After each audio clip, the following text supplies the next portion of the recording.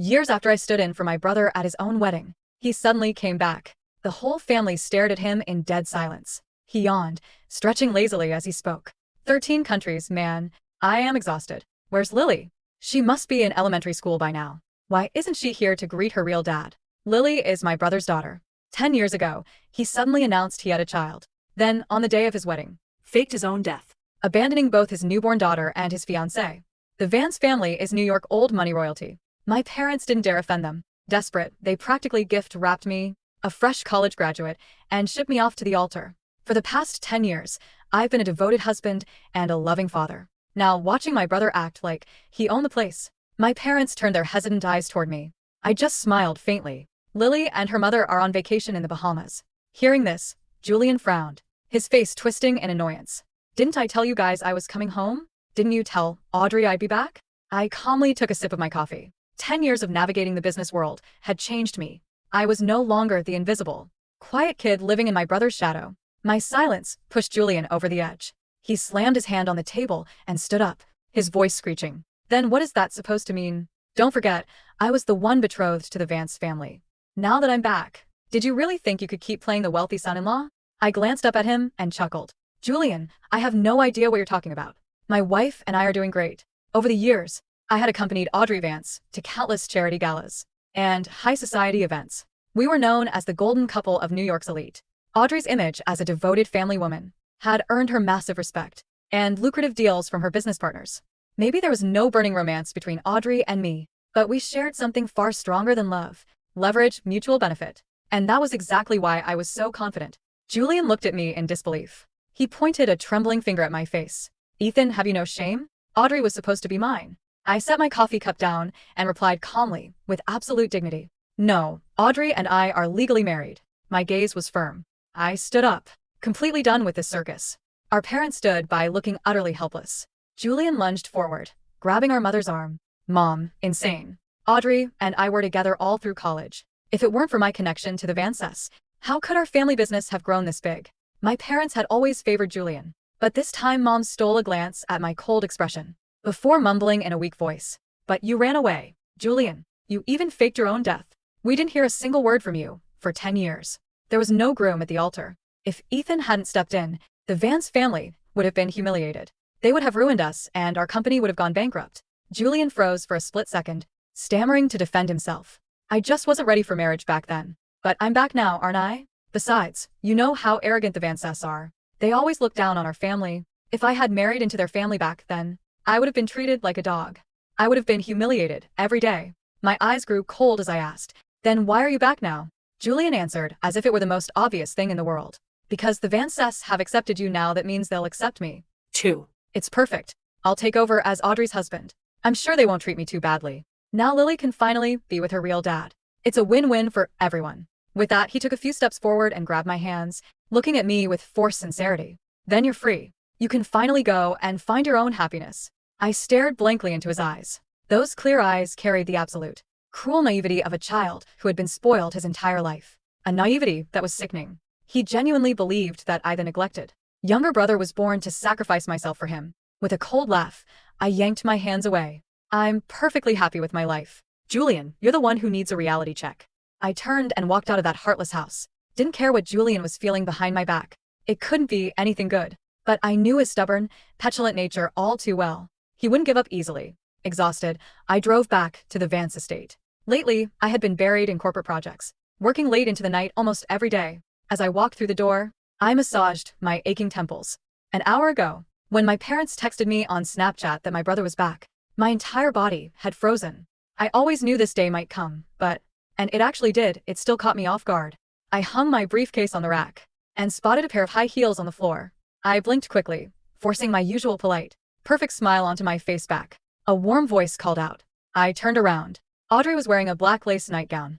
Even in simple sleepwear, her stunning curves, porcelain skin, and flawless features were captivating. A gentle smile played on her lips. She frowned slightly, concern washing over her face. Why do you look so exhausted? Haven't you been sleeping? I smiled. Just too many things at the office. Did you have fun on your trip?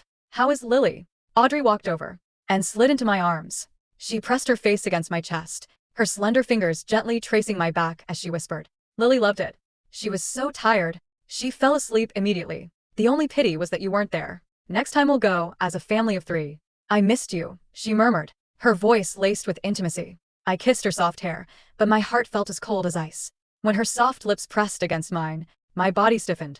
My mind was completely flooded with the venomous words Julian had said to me earlier. For the first time, I didn't kiss her back. Instead, I gently pushed her back, creating a small distance between us. I stopped mid-sentence because I felt Audrey's body freeze. My sharp instincts told me she was unhappy. After a long, tense silence, Audrey smiled, finding an excuse for me. You're just too tired. Go take a shower and get some sleep. She saved us from the awkwardness. With that, she gave me a quick peck on the cheek and let me go. I nodded and headed upstairs. Behind me, standing in the shadows, Audrey's expression darkened. The warmth drained from her face as her sharp gaze locked onto my retreating back. The next morning, I drove out of the estate to head to work. Right outside the residential gates, a familiar figure blocked my path. My hands gripped the steering wheel so hard my knuckles turned white. Julian saw my car. He ran straight into the middle of the road, forcing me to slam on the brakes. The cars behind me honked furiously. It was morning rush hour.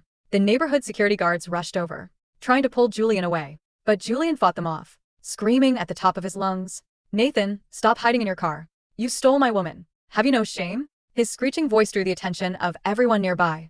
I pulled my car over to make sure I wasn't blocking the gate, then got out. I glared at him. Julian offered a smug smile, running a hand through his messy hair. He sneered, what? Embarrassed? Or, are you afraid Audrey will dump you when she knows I'm back? My voice was like ice. Julian, you are harassing me. This is my final warning. Stay away from me. Julian didn't take my warning seriously at all. Instead, his smile turned triumphant. Stop acting. You're terrified. Lived in my shadow your whole life, Ethan. It's only natural that you'd be jealous of me and try to steal my life. Took a few steps closer, leaning in to whisper in my ear. Too bad, a parasite always gets thrown out. In the end, I'll wait right here. When I see Audrey, I'll explain everything. She'll take me back. And Lily, she's my daughter. We share the same blood. You'll never be her real father. Without a word, I got back into my car and drove off. This time Julian didn't block me in the rearview mirror. I could see him smiling as my car sped away. A chill ran down my spine. Julian had been spoiled since childhood. He had no boundaries. Whenever things didn't go his way, he threw tantrums like a giant toddler. I took a deep breath, forcing myself to calm down. For the past 10 years, I had poured my heart and soul into this marriage and my career. If we divorced, both Audrey and I would suffer massive financial and reputational losses. Audrey had a family empire to fall back on, but I only had myself. Sitting in my office, my mind drifted to the past. Back in elementary school, Julian spent every break playing basketball, never touching his homework. Afraid of the teacher's wrath, he would take my completed assignments and put his name on them. My parents always justified it. They said I was a straight-A student, so the teachers wouldn't mind if I forgot my homework. But Julian was different. If he didn't hand it in, the teachers would scold him in front of the whole class. A boy's pride was everything, they said. So to save Julian's pride, my hard work was routinely stolen. Eventually, I learned to write 2 copies of every assignment, just to keep the peace. In high school, Julian was the popular kid. He chased the prettiest girls, got into fights, and charmed his teachers. Even though his grades were terrible, his outgoing personality earned him tons of friends. His entire life, someone had always been there to clean up his messes. Meanwhile, I had to walk on eggshells, calculating every single step. In college, he met Audrey Vance at a music festival. They formed an indie rock band and played in local bars for 2 months. While I was working 3 part-time jobs just to afford my tuition, they were living out their wild youth on stage. I thought that once I graduated, I would save enough money to escape my toxic family forever. Until one night, Julian stumbled home late, reeking of alcohol. My parents stayed up to make him soup and undressed him. The whole house revolved around him. But then a drunken Julian dropped a bomb that shocked everyone. He was going to be a father. For weeks, a suffocating silence hung over the house. My parents were in a frenzy over the sudden scandal. I was busy working my summer jobs to save for my final year of tuition. The only relaxed person in the house was Julian. He had absolutely no concept of what being a father meant. To cover up the scandal, my parents kept him locked in the house, while our family negotiated a marriage alliance with the Vances. They agreed to hold the wedding. After a paternity test proved the child was Julian's, everything was set. The Vances had reluctantly accepted the arrangement. After all, if the scandal leaked, the Vance family name would be dragged through the mud, and their stock prices would plunge. The night before the wedding, I took a 4-hour train ride home to attend. But the next morning, Julian vanished. Bridal suite was left with nothing but baby Lily in her crib, and a room full of furious Vances. Audrey's face was dark while my parents stood trembling in the corner. Then their eyes slowly drifted to me. My mother grabbed me as if I were a lifeline. "We have another son. He's never even been in a relationship. We'll give him to you to make up for this." My father immediately chimed in. "Yes, Ethan, hurry. Your brother is gone. You have to take his place." I stood frozen, my mind unable to process their words. Before I could speak, my parents grabbed my arms, trying to drag me into the dressing room to force me into a tuxedo. I struggled against them, my heart sinking into a bottomless abyss. Anger and disbelief clashed violently inside me. I had lived the first 20 years of my life in Julian's shadow. Now, they wanted me to sacrifice the rest of my life for him. 2. The sheer injustice of it made my throat tight. For the first time in my life, I snapped. I screamed and yanked my hands free. "Why? Why do I have to pay for his selfishness? This is his mess, not mine." My father's hand flew across my face, delivering a vicious slap. "Julian is your family." I stumbled back, my cheek burning with pain. My mother sobbed, tears streaming down her face. "What Julian did was terrible. I know, but you can't just watch our family get ruined. The guests are already waiting in the chapel." My face went pale. I forced the words out through gritted teeth. "I am not getting married." No matter how much they begged or tried to push me, I refused to budge. I grabbed a fruit knife from the table, pressed the blade against my neck, and hissed with bloodshot eyes. "If anyone forces me, I'll end it right here." At that, everyone froze. I didn't care if they were worried about my life, or just terrified of the legal mess a suicide would cause. It didn't matter. I had already graduated. Once I got a job, my freedom would be absolute. The room fell into a tense standoff. Finally, Audrey suggested we speak in private. Everyone was ushered out of the room in the dressing suite. Only Audrey and I remained. 30 minutes later, the doors opened. I walked out in a tailored tuxedo, placing my hand flatly in Audrey's, with a smile that looked more painful than crying. I got married. My thoughts snapped back to the present. I stood by the floor-to-ceiling windows of my high-rise office, looking down at the city. It had taken me 10 years of blood, sweat, and tears to earn this office. Just as a sudden chill washed over me, a pair of arms wrapped around my waist from behind. I flinched slightly, but the sweet scent of cherry blossoms immediately put me at ease. "What are you thinking so hard about? You didn't even hear me walk in." A soft voice whispered in my ear. I smiled. "Just preparing for the business gala tomorrow." Audrey took my hand, looking up at me with a smile. "I believe in you, Ethan. Your capability is unquestionable." The corners of my lips curved upward. "Why did you come by the office? Isn't the headquarters busy?" "It's fine. I wanted to drive you home. Also, Lily mentioned she wants to see that new movie tomorrow." I nodded absent-mindedly. Audrey leaned up and pressed her lips to mine. I gently ruffled her hair. When we got home that night, there was no sign of Julian. He was surprisingly quiet. I figured my parents had locked him in his room to protect their own business interests, just like they did years ago. I was physically and mentally drained. The moment my head hit the pillow, I fell into a deep sleep in the middle of the night, a warm, soft body wrapped tightly around me from behind. Then next evening, the grand hall of the annual business gala was packed with elite guests, mingling with champagne glasses in hand. After doing my rounds of socializing, I took a quick break and headed to the VIP lounge. Lily was sitting obediently on the plush sofa waiting for me. Her eyes lit up when she saw me. "Are we still going to the movies after this, Daddy?" I smiled warmly, gently tapping her nose. "Of course. Have we ever broken a promise to you?" Lily giggled happily.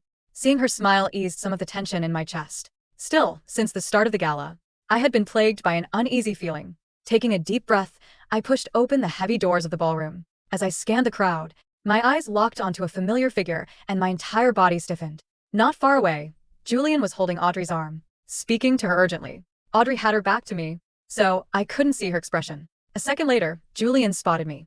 He pointed a finger at me, his face twisting into a hideous snarl. "I'm your real husband, Audrey. He's a shameless thief who stole you and our daughter." In an instant, every eye in the ballroom turned to me. The silence that fell over the grand ballroom was not sudden. It was a slow, sickening vacuum that sucked the oxygen straight out of the room. 400 people, venture capitalists, media executives, old Manhattan dynasty, heirs, and federal judges stopped breathing mid-sip.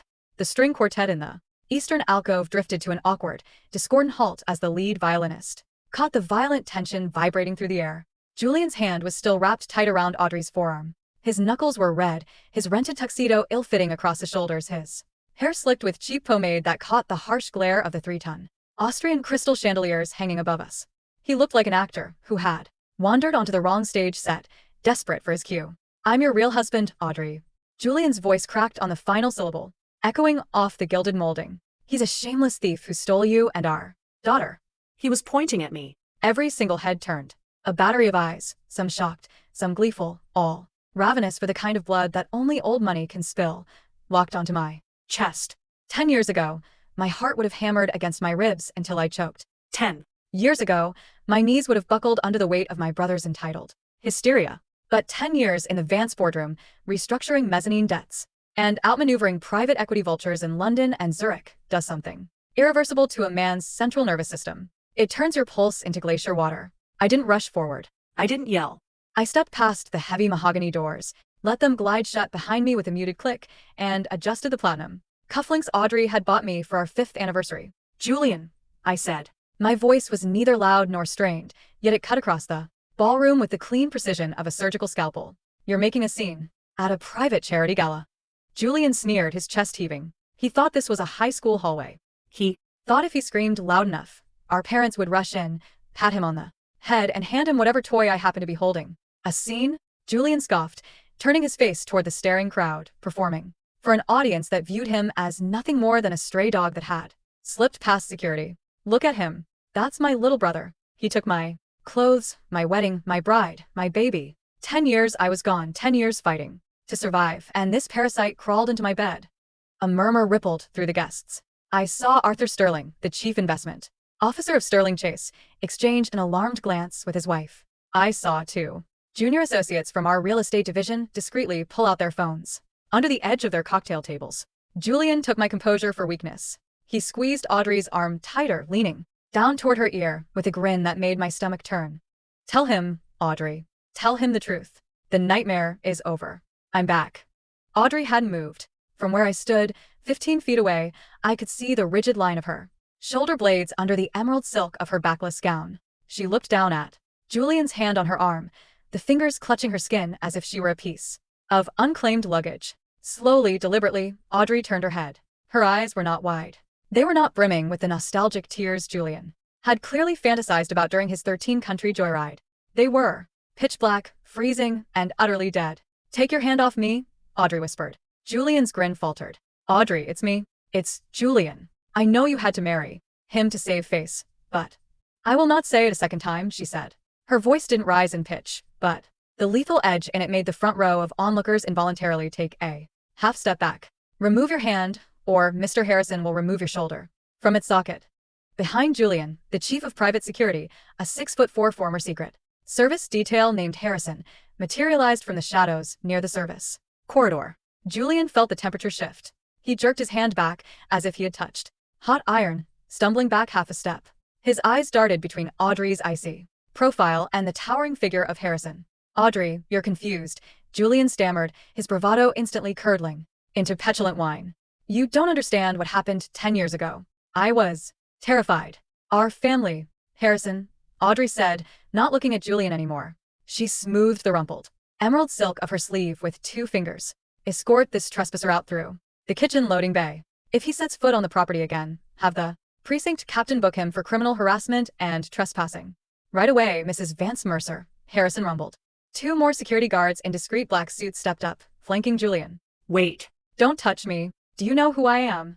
Julian shrieked, struggling as Harrison locked a massive hand around his bicep, levering him toward the service exit with effortless mechanical force. Ethan, you coward. Tell her. Tell everyone how you stole my life. I'm Lily's father. I'm her father. The double doors of the service corridor swung shut, cutting off his frantic screaming. The ballroom was left in a silence, so thick you could hear the fizz of champagne bubbles in the crystal flutes. I didn't look at the crowd. I walked straight toward Audrey. The socialites parted for me like the Red Sea, their faces masks of carefully maintained neutrality, hiding sheer voyeuristic hunger. When I reached Audrey, she was staring at the closed service doors, her jaw clenched tight enough to crack enamel. Audrey, I said softly, offering my arm. She looked at me. For a split second, the impenetrable armor of the Vance family era slipped, revealing the dark, turbulent storm beneath. Then with practiced ease, she laid her manicured hand over my forearm. Her skin was freezing. I turned slightly toward the room, raising my glass with a faint, effortless smile that had taken me 10 years to master. My apologies for the interruption, ladies and gentlemen, I said, projecting my voice with calm authority. It seems my brother has returned from his extended travels abroad with a rather severe case of sunstroke. Please enjoy the rest of the evening. The auction for the pediatric wing begins in 20 minutes. The tension broke. Nervous laughter rippled through the room. Arthur Sterling raised his glass back to me in an approving nod, and the lead violinist hastily raised his bow, coaxing a lively Vivaldi concerto from the strings. Audrey leaned in close, her breath warm against my ear, her voice razor-sharp. "Get Lily. We're going home. Now." The armored Maybach rolled silently through the iron gates of our state inn. Greenwich, the rain beginning to tap a steady rhythm against the tinted glass. In the back seat, Lily had already fallen asleep against my shoulder, her small head heavy and warm, her fingers loosely curled around the strap of her velvet purse. I kept one arm wrapped around her, shielding her from the sway of the vehicle, while my other hand rested flat on my knee. Across from us, Audrey sat with her legs crossed, staring out into the darkness of the private driveway. She hadn't said a single word since we left the gala. When the car purred to stop in front of the limestone manor, I gently lifted Lily into my arms.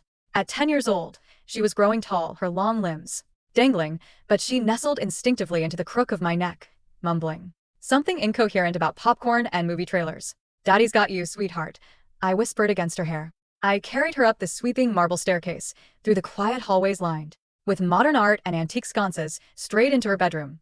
I laid her down on her canopy bed, slipped off her patent leather shoes, and pulled the down duvet up to her chin. She turned on her side, clutching her stuffed rabbit, the one I had won for her at a carnival in Maine when she was 4 years old. I stood there in the dim glow of her nightlight for a long time, watching the steady rise and fall of her chest. "She's my daughter. We share the same blood." Julian's screech echoed in the back of my skull like a rusted nail scraping across glass. Blood. To Julian, blood was a magic spell, a golden ticket that absolved him of every crime, every abandonment, every piece of wreckage he left in his wake. To Julian, a child was an asset to be claimed whenever he ran out of money or attention, like an old coat left in a coatroom. He didn't know that Lily had chronic asthma until she was 6.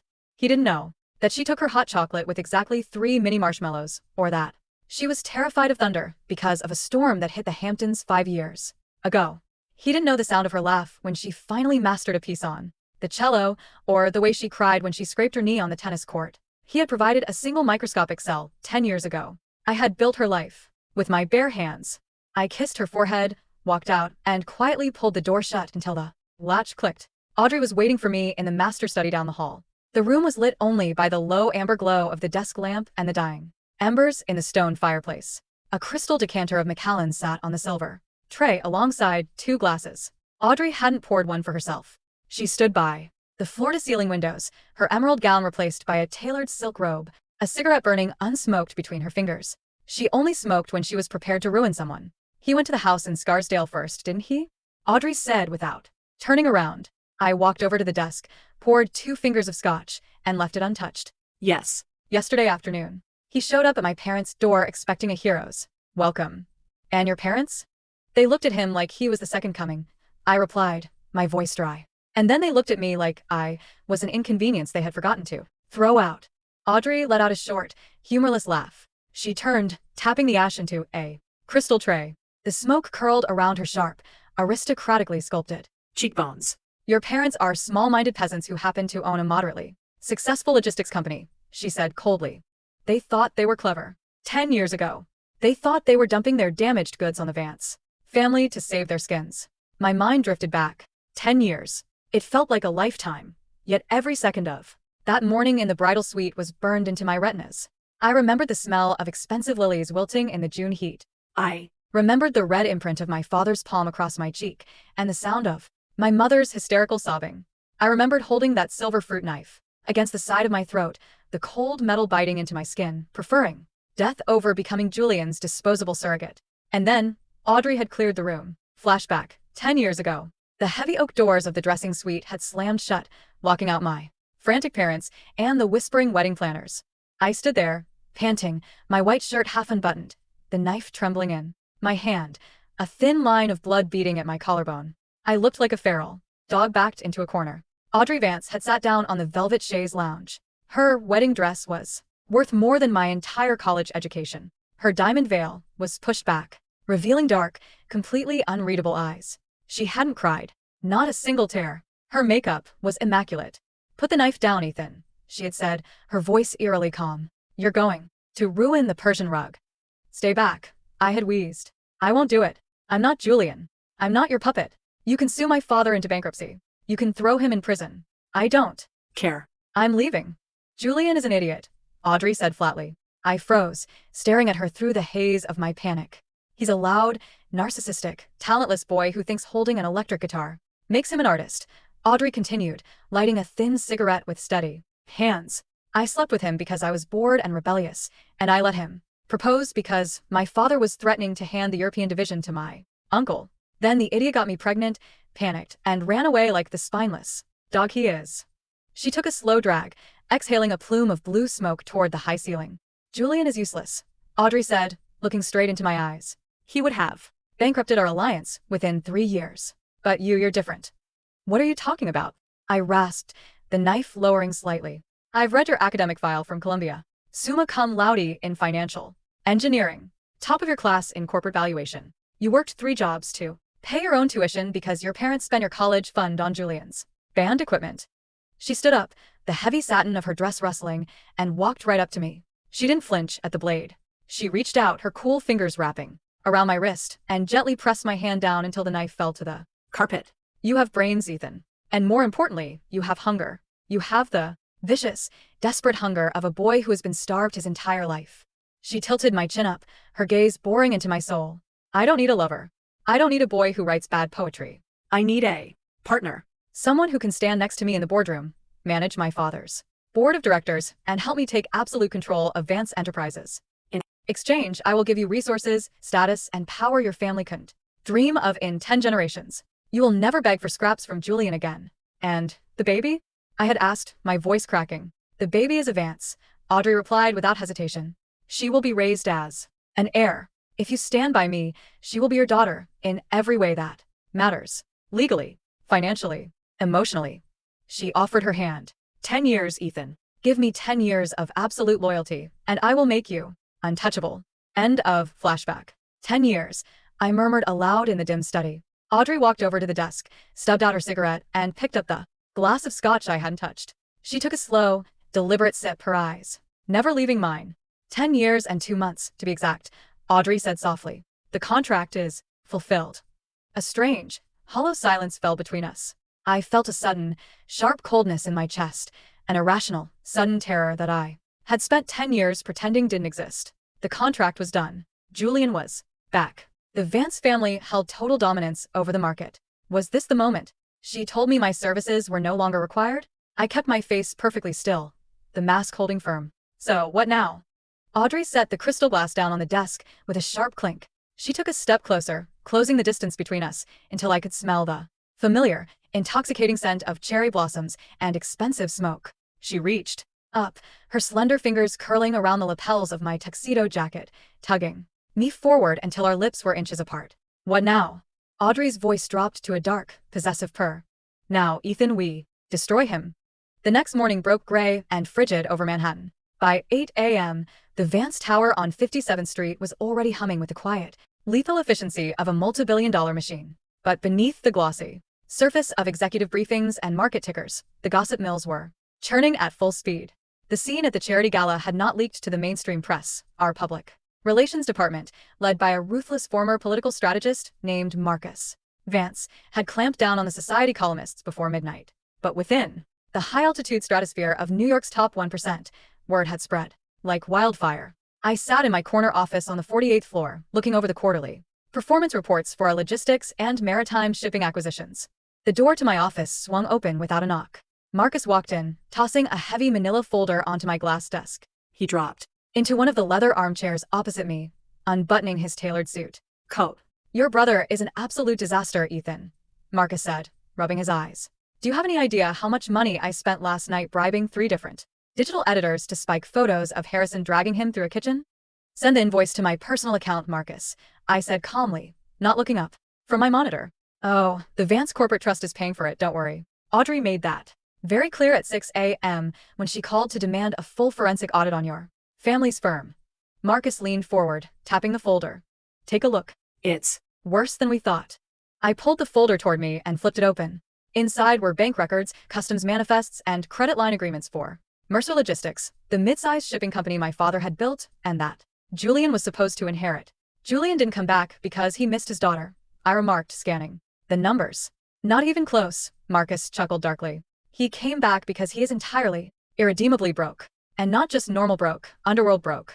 According to the intelligence Marcus had pulled overnight, Julian had spent the last 10 years blowing through an offshore trust fund my parents had secretly established for him. When that ran out 4 years ago, he moved from Western Europe to Macau, then to Cyprus, trying his hand at high-stakes poker and speculative cryptocurrency ventures. He had racked up nearly $4.2 million in gambling debts with an unregistered lending syndicate based in Lisbon. 3 weeks ago, the syndicate seized his passport in Madrid, Marcus explained, pointing a finger at a highlighted page. Your father wired 500,000 euros out of Mercer Logistics operational cash flow to buy him an emergency travel visa and a one-way ticket back to JFK. Your family's company is currently operating on a negative cash balance. They're 60 days away from defaulting on their primary commercial credit lines. I closed the folder with a quiet snap. It all made sense now. The lazy yawn in my parents' living room. The grand declarations of taking over as Audrey's husband. The grotesque presumption that he could simply step back into my shoes. Julian didn't just want Audrey. He needed the Vance family's balance sheet to absorb his catastrophic debts before a group of Portuguese loan sharks tracked him down to Manhattan. And my parents, blind with adoration for their prodigal son, were willing to sacrifice everything I had built over the last 10 years to bail him out. Where is he now? I asked. Camping out at your parents' townhouse in Scarsdale, Marcus said. Though, according to our surveillance, he spent 2 hours this morning at the offices of Klein and Associates. I raised an eyebrow. Jonathan Klein? The tabloid divorce lawyer? The very same. Julian is preparing a lawsuit. He's going to challenge the validity of your marriage to Audrey on the grounds of fraud and impersonation. And he's going to file for emergency custody of Lily. A cold, vicious thrill ran through my veins. It was almost laughable. Julian was playing with fire, completely unaware that he was standing in a lake of gasoline. Let him file, I said softly. Marcus stared at me. Ethan, if he files, it becomes public record. The press will have a field day. Vance heiress married brother of faked death runaway. The board of directors won't like the volatility. The board answers to Audrey and me, I said, standing up and walking to the window. The city sprawled below us, gray and vast under the winter clouds. If Julian wants a war in the daylight, we won't hide in the dark. If we settle this quietly, he will spend the next 30 years blackmailing us for scraps. We don't negotiate with parasites, Marcus. We eradicate them. The desk phone rang. I pressed the speaker button. Mr. Mercer, my executive assistant's voice came through. Your parents are in the lobby. They don't have an appointment, but your mother is quite emotional. Security is asking if they should be escorted out. I glanced at Marcus, whose lips curved into a predatory smile. Send them up, Clara, I said into the intercom. And have Harrison stand by, outside my door. My parents did not look like the confident, domineering figures who had ruled my childhood with casual cruelty. 10 years of stress and financial decay had aged my father, Robert Mercer, poorly. His hairline had receded, his shoulders were hunched inside an expensive but dated wool coat, and his hands shook slightly as he gripped the handle of his leather briefcase. My mother, Eleanor, was wrapped in a mink coat that smelled faintly of mothballs. Her eyes were red-rimmed, her face pale under heavy foundation. When they stepped into my 48th floor office, they looked around the vast space, the Italian leather, the floor-to-ceiling glass overlooking Central Park, the minimalist modern sculptures, with an uncomfortable mixture of awe and entitlement. Ethan, my mother gasped, rushing toward my desk with her arms outstretched.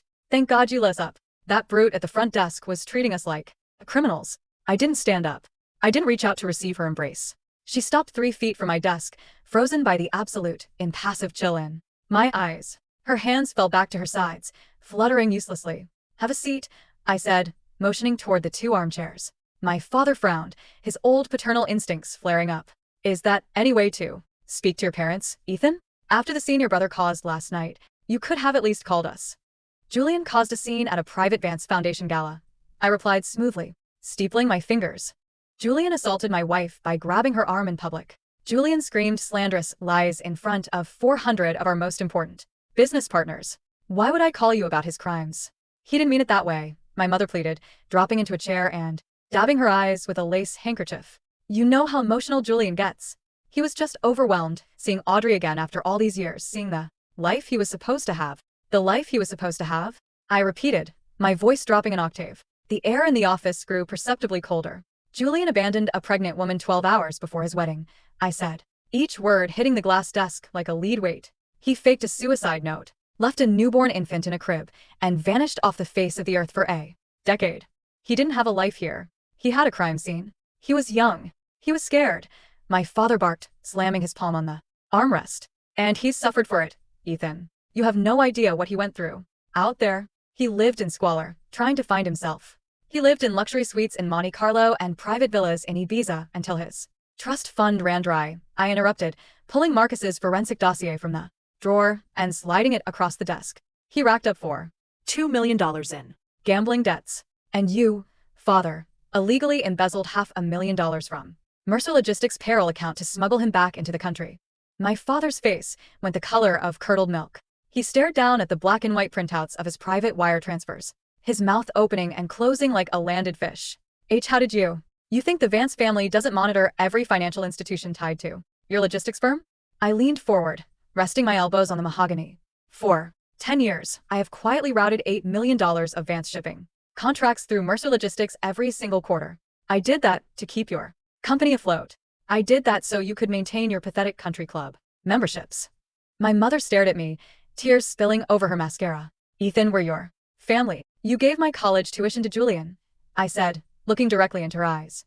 When he ran away, you slapped me across the face and tried to force me into a tuxedo like an animal being dragged to slaughter. You didn't care if the Vances ruined my life. You didn't care if I died. You only cared about saving Julian's pride and your own reputation. I stood up, standing at my full height, looking down at them from behind the massive desk. I saw the exact moment they realized they held no power here. None. At all. Now Julian is back, I continued, and he thinks he can walk into my home, take my wife, and take my daughter. She's his blood daughter, Ethan, my father yelled, a desperate, ugly edge creeping into his voice. You can't change biology. He has rights. If he goes to court, the judge will grant him visitation. He will have a claim on the Vance estate through Lily. I chuckled. It was a dark, quiet sound that made my mother shiver. Let him try, I said. Tell Julian that Jonathan Klein won't save him. Tell him that every lawyer he hires will be bought out or disbarred before they file the first brief. And as for Mercer Logistics, I picked up the desk phone, dialed a 3-digit extension, and spoke clearly into the line. Marcus, terminate all active freight and logistics contracts with Mercer Logistics LLC, effective immediately. Initiate a full forensic audit for corporate embezzlement against Robert Mercer and notify the Manhattan District Attorney's Financial Crimes Unit. Ethan, no, my father screamed, leaping out of his chair. His face was purple with rage and terror. You'll ruin us. The company will go into liquidation by Friday. We'll lose the house. You should have thought of that before you brought the wolf back into the house, I said coldly. The office doors opened. Harrison and 2 security guards stepped inside. Escort Mr. and Mrs. Mercer out of the building, I ordered, turning my back to them and looking out the window. And revoke their visitor passes across all Vance properties permanently. Ethan, you ungrateful bastard, my father roared as Harrison gripped him firmly by the elbow, steering him toward the exit. You're my son. You owe us everything, everything. My mother's wailing echoed down the executive corridor until the heavy mahogany doors swung shut, sealing the office in pristine, absolute silence. I exhaled slowly, watching the raindrops streak across the glass. For the first time in my life, the ghost of my childhood had no power over me. The chains had not just been broken. They had been melted down and scattered to the wind. Julian was not an intelligent predator. He was a cornered rat. And cornered rats do not plan strategic retreats. They bite at the nearest vulnerable throat. At 2:45 p.m. that afternoon, my encrypted phone buzzed on my desk. It was an alert from the private security detail assigned to St. Jude's Academy, the exclusive private school in the Upper East Side where Lily attended 5th grade. I picked it up on the first ring. Report. Mr. Mercer, the head of Lily's protective detail, a former British Royal Marine named Evans, spoke in a clipped, urgent tone. We have a situation at the East Gate. Your brother is here. He tried to intercept Miss Lily as she was walking to the pickup vehicle. My blood turned to liquid nitrogen. Is Lily safe? She is inside the armored Suburban with 2 protection officers, completely secure. Evans replied immediately. We have restrained the individual, but he is refusing to leave and is causing a disturbance in front of the school staff and other parents. The local precinct has 2 cruisers en route. Hold him there, I said, grabbing my overcoat from the rack. Do not let him leave. I am 7 minutes away. I didn't take the elevator down to the garage. I took the Executive Express lift, sprinting across the private loading dock and diving into the back of my waiting sedan. Upper East Side, I told the driver. Run every light. The siren concealed behind the front grille began to wail as the car surged out into the Manhattan traffic, cutting through the gridlock with ruthless speed. When we pulled up to the wrought iron gates of St. Jude's Academy, the scene was chaotic. Several luxury SUVs belonging to other elite families were held up in the driveway. A crowd of private nannies, security guards, and school administrators were gathered in a tense semicircle near the side courtyard. In the center of the courtyard, Julian was pinned against the hood of a black SUV by Evans. Julian's coat was torn, his face flushed red with exertion, his voice carrying across the quiet limestone street. Let go of me. I'm her father. Look at her birth certificate. I have a right to see my own daughter. Nearby, 2 uniformed NYPD officers were attempting to de-escalate the situation, while the headmistress, Mrs. Sterling, stood with her arms crossed, looking utterly appalled. I stepped out of the car. The moment the crowd saw me, the murmuring died down. The parents recognized me. Immediately, Ethan Mercer, the managing director of the Vance Mercer Capital Group, trustee of the Metropolitan Museum, the man who had endowed the school's new science wing 6 months ago. I walked straight past the officers, straight toward the pinned figure of my brother. Ethan, Julian gasped, his eyes wide and wild. Tell these thugs to get off me. I just wanted to see her. She's my daughter, Ethan. You can't keep her locked in an ivory tower away from her real family. I didn't look at Julian. I walked over to the armored Suburban, tapped 3 times on the tinted glass, and opened the rear door. Lily was sitting inside. Her school uniform was neat, her knees pulled up to her chest, her hands clutching her leather backpack. Her face was pale, but she wasn't crying. 10 years of living in the Vance household had instilled in her a quiet, steel-like resilience that Julian could never comprehend. Daddy, she whispered. I leaned inside, placing a warm hand on her shoulder. Are you all right, Lily? He scared me, she said, her voice trembling slightly as she looked past me, toward Julian. He ran up to me by the steps and tried to grab my arm. He said you weren't my real daddy. He said you were a liar and that he was taking me home. A dark, murderous rage flickered in the center of my chest, but my voice remained perfectly steady, as soft as velvet. Do you know who that man is, sweetheart? Lily shook her head firmly. No. I've never seen him before in my life. Do you want to speak to him? No, Lily said, her eyes locking onto mine with total clarity. I want to go home with you and Mom. Good girl, I said, gently tucking a strand of dark hair behind her ear. Evans, we'll take you home now. Mom is waiting for you in the greenhouse. I'll be home in an hour. I closed the door of the Suburban. I turned back to the courtyard. The local police captain had arrived on the scene, stepping toward me with a deferential nod. Mr. Mercer, we can take him into custody immediately for attempted child abduction and disorderly conduct. Wait, no. Abduction? Julian screeched, thrashing against Evan's grip. I'm her biological father. You can't arrest a father for picking up his child. I walked up until I was standing inches from Julian's sweating, desperate face. A father is not a sperm donor, Julian, I said, my voice low enough that only he and the officers could hear. A father is the man who signs the tuition checks. A father is the man who sits by the hospital bed when the fever spikes to 104. A father is the man whose name is on the legal adoption decree signed by the New York State Supreme Court 9 years ago. Julian froze. You didn't know? I tilted my head, watching the color drain from his eyes. When Audrey and I married, the Vance legal team filed a petition for termination of parental rights based on intentional desertion and presumptive death. The court severed your biological claim before Lily took her first steps.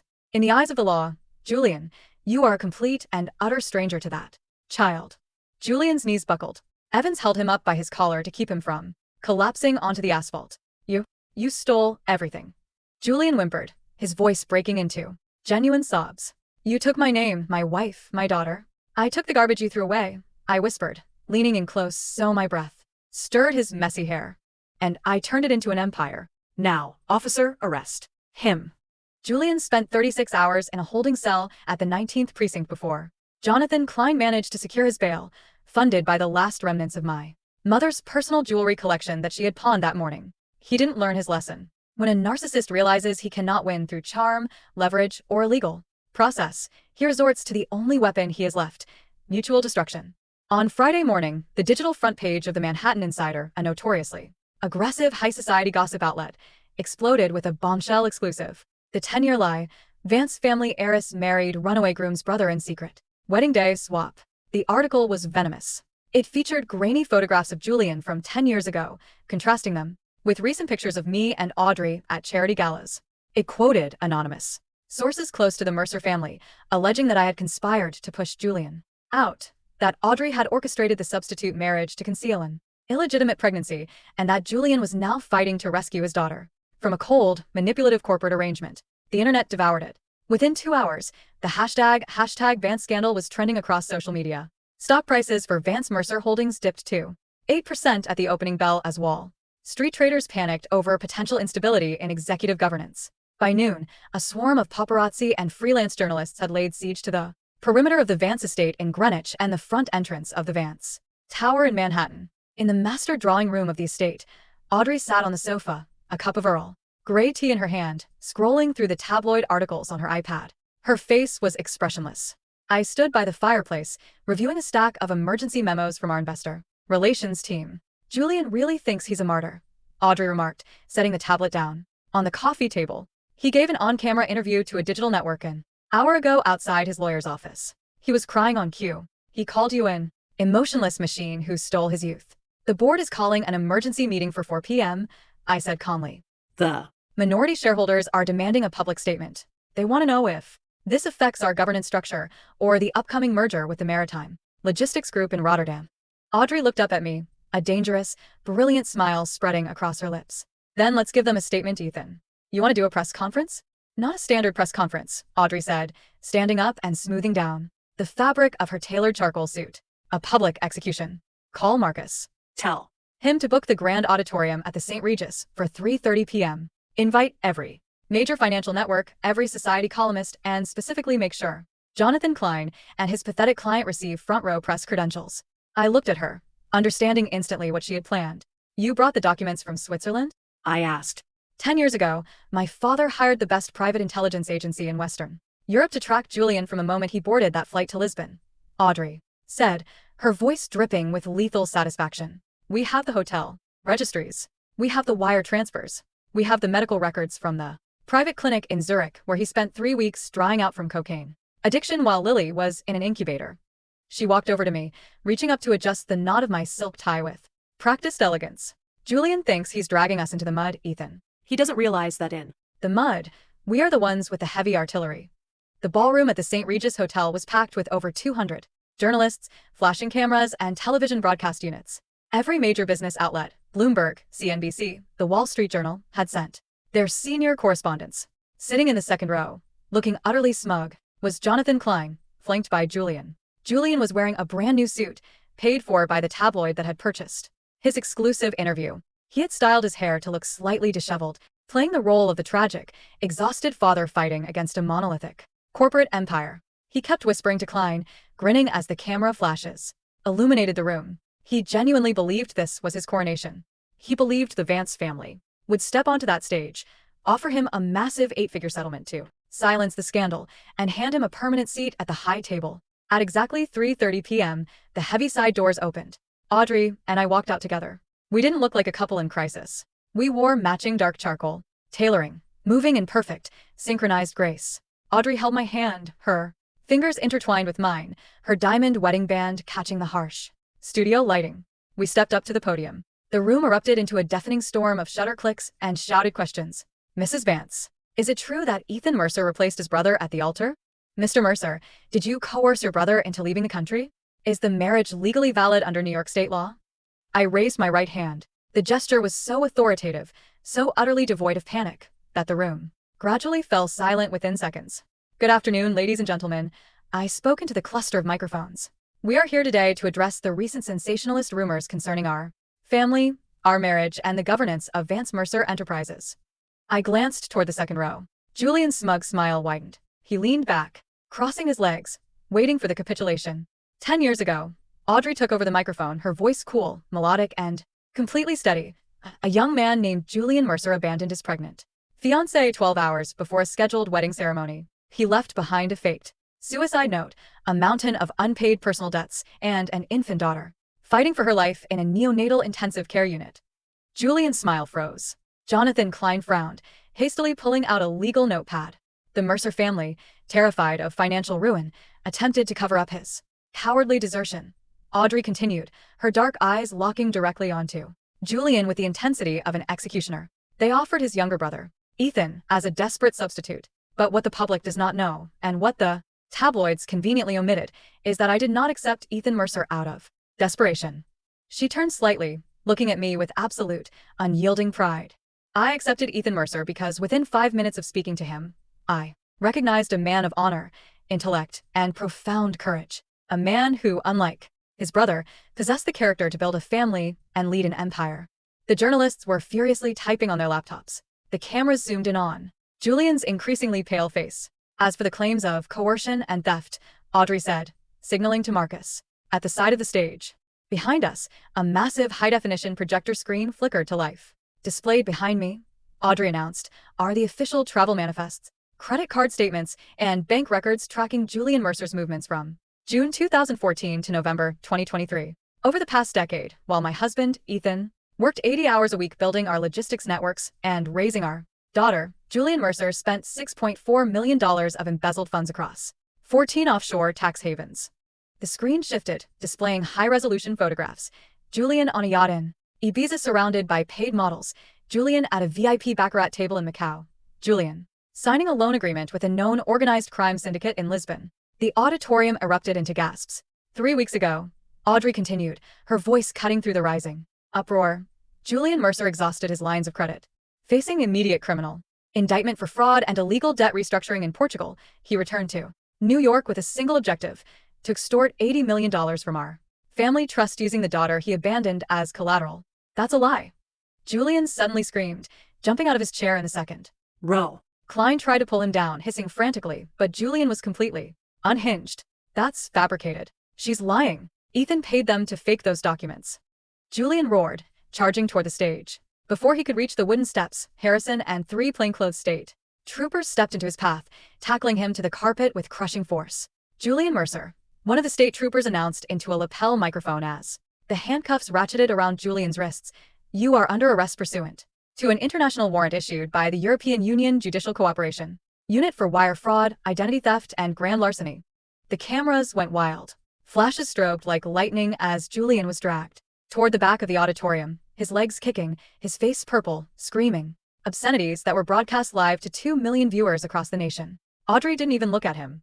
She turned back to the microphones, adjusted the papers in front of her, and concluded with absolute, imperial calm. The Vance Mercer Board of Directors has unanimously authorized a $50 million share buyback program, effective tomorrow morning. The merger with the Rotterdam Maritime Group will proceed as scheduled on the 1st of next month. Thank you for your time. She took my arm. Together, under the blinding lights of the world's media, we walked off the stage, leaving the ashes of my brother's life behind us forever. The fallout was swift, total, and merciless. By Monday morning, Jonathan Klein had formally withdrawn from representing Julian, citing non-payment of legal fees and conflict of interest. The tabloid that had published the hit piece issued a front-page retraction and paid a confidential 7-figure settlement to the Vance Children's Foundation to avoid a devastating defamation lawsuit. In Lisbon, the authorities confirmed the outstanding indictments against Julian, facing federal wire fraud charges in the United States and immediate extradition to Portugal upon completion of his sentence. Julian was denied bail, classified as an extreme flight risk. Mercer Logistics entered Chapter 11 bankruptcy, restructuring 36 hours after the press conference. My parents' suburban townhouse in Scarsdale was listed on the foreclosure registry by the end of the week. On a rainy Thursday afternoon, I sat in the back of my town car outside the Scarsdale property, watching 2 moving trucks load the remnants of my childhood home into cardboard boxes. My mother stood on the front lawn under a black umbrella, her face gaunt, her shoulders shaking with silent sobs. My father sat on the stone steps, an old, broken man staring blankly at his muddy shoes. The driver's side window rolled down slightly. Harrison leaned back from the front seat. Do you want to speak with them, Mr. Mercer? I looked at the house. I remembered the cold winters in the basement bedroom, working on my calculus problem sets while Julian played video games upstairs in the heated master suite. I remembered the sound of my father's laughter as he bought Julian his first sports car, and the icy silence when I asked for $60 to pay for my advanced placement exam fees. I felt no anger. I felt no triumph. I felt only the clean, profound relief of a man who had walked out of a tomb and closed the heavy stone door behind him. No, I said quietly. Drive on. The car glided away from the curb, leaving the house, the parents, and the past in the vanishing spray of the rear tires. That evening, the storm finally passed, leaving the night sky over Greenwich clear and sprinkled with cold, brilliant stars. The manor was peaceful. Lily had spent the afternoon working on a scale model of the solar system in the library. When I walked in, she was carefully painting the rings of Saturn with a fine brush, her tongue poking out slightly in concentration. "How does it look, Daddy?" she asked, looking up with bright, clear eyes. I pulled a chair next to her, inspecting the model with genuine seriousness. The tilt on the orbital axis is slightly off, but the gold leaf on the rings is magnificent. Lily giggled, bumping her shoulder against mine. "Mom, help me mix the gold paint." She said everything in this house has to look expensive. I laughed, a deep, easy sound that welled up from the bottom of my chest. "Your mother has very high standards. Are we still going to the Bahamas for spring break?" Lily asked, setting her brush down and looking at me intently. "Just the three of us?" "The three of us," I promised, kissing the crown of her head. "No business calls, no galas, just the ocean." After Lily went to bed, I walked out onto the second-floor terrace. The cold winter air was crisp and invigorating, carrying the faint scent of pine needles from the surrounding woods. The glass door behind me slid open, and Audrey stepped out onto the stone tiles. She had wrapped a thick cashmere shawl around her shoulders, holding 2 glasses of red wine. She handed one to me, leaning her elbows against the stone balustrade and looking out over the manicured gardens below. "Harrison told me you went to Scarsdale today," she said softly. "I didn't get out of the car," I replied, taking a sip of the vintage Bordeaux. "It was just closure." Audrey turned her head, looking at me in the moonlight. Her dark hair was loose around her shoulders, her features softer than they ever appeared in the boardroom. "10 years ago, Ethan," she whispered, "in that bridal suite, you thought I was using you." I smiled faintly. "Weren't you?" Audrey didn't laugh. She set her glass down on the stone ledge and stepped closer, placing both hands flat against my chest, right over my heartbeat. "At first, yes," she admitted, her voice dropping to a tender, vulnerable murmur I had rarely heard in a decade. "I needed a weapon. I needed a partner who wouldn't crumble under the weight of my father's empire." But somewhere between the late-night strategy sessions, the board meetings, the nights we took turns sitting by Lily's crib when she had the croup, you stopped being my partner. She looked up into my eyes, her gaze fierce and burning with an emotion that had nothing to do with contracts, leverage, or corporate survival. "You became my husband, Ethan. The only man I have ever respected. The only man I have ever loved." I reached up, wrapping my arms around her waist, pulling her flesh against me. The cold air vanished, replaced by the deep, radiant warmth of her body against me. 10 years, I whispered, resting my forehead against hers. "The contract is over, Audrey." Audrey smiled, her lips brushing softly against mine, tasting of vintage wine and sweet cherry blossoms. "Then let's sign a new one," she murmured against my mouth. "For the rest of our lives." I kissed her, not with the polite, calculated reserve of a corporate ally, but with the raw, absolute passion of a man who had claimed his own destiny, built his own kingdom, and found his home in the heart of the woman beside him. Below us, the city lights glowed on the distant horizon, vast, bright, and entirely ours.